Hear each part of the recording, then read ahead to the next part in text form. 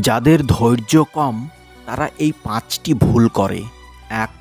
অল্প একটু কষ্ট বা ব্যর্থতা এলেই তারা হাল ছেড়ে দেয়, ভাবে হয়তো এটা আমার জন্য না।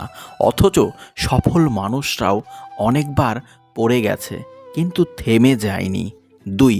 রাগের মাথায় সিদ্ধান্ত নেয় আর পরে গিয়ে সেই সিদ্ধান্তের জন্য আফসোস করে। রাগের সময় নীরব থাকা মানে নিজের ভবিষ্যৎ বাঁচিয়ে ফেলা। ৩. ওরা সব কিছু একসাথে করতে চায়, ফলে কোনো কিছুতেই মনোযোগ ধরে রাখতে পারে না। একটা কাজ শেষ করো, তারপর পরেরটা, এটাই বুদ্ধিমানের কাজ। ৪. যাদের ধৈর্য কম তারা শুধু আজকে নিয়ে ভাবে, কাল বা ভবিষ্যতের জন্য কোনো পরিকল্পনা করে না। কিন্তু বড় কিছু করতে হলে বড় পরিকল্পনা দরকার। ৫. যাদের বেশিরভাগেরই লক্ষ্য স্পষ্ট না, তাই তারা দিক হারিয়ে ফেলে, ঠিক বুঝে উঠতে পারে না জীবনে কি চায়।